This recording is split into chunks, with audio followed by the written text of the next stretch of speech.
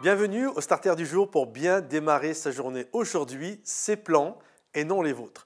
Tous les êtres humains que nous sommes, désirons faire des plans. Ça fait partie de qui on est. On a été créé à l'image de Dieu et notre Dieu lui-même a fait des plans et la manière dont il a fait les choses, c'est pensé, c'est réfléchi. Et ça fait vraiment partie de notre ADN de créer. Et lorsque la Bible nous dit qu'à un moment donné, le peuple qui avait à ce moment-là, au début de la terre, ils ont voulu tous se rassembler au même endroit et créer une tour, la fameuse tour de Babel qui allait toucher les cieux.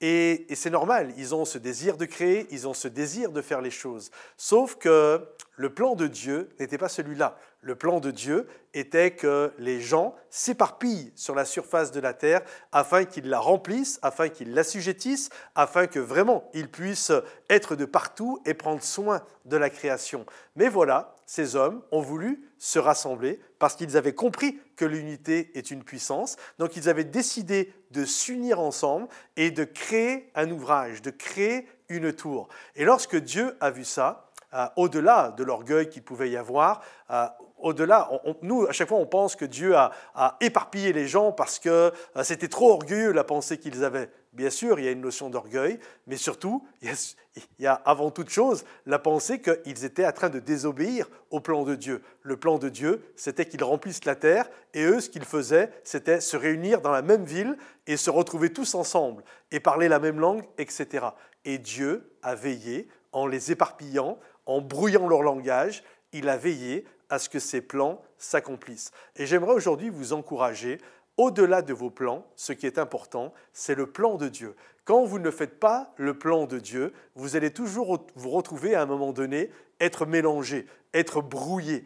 Et c'est important de faire le plan de Dieu, parce que quand nous obéissons, quand nous nous soumettons à la volonté de Dieu, nous savons que nous respectons ce qu'il veut pour notre vie, nous savons que nous allons porter du fruit, et finalement, c'est quand nous obéissons à la volonté de Dieu que le véritable bonheur arrive dans nos vies parce que nous sommes à la bonne place, nous faisons pourquoi nous avons été créés.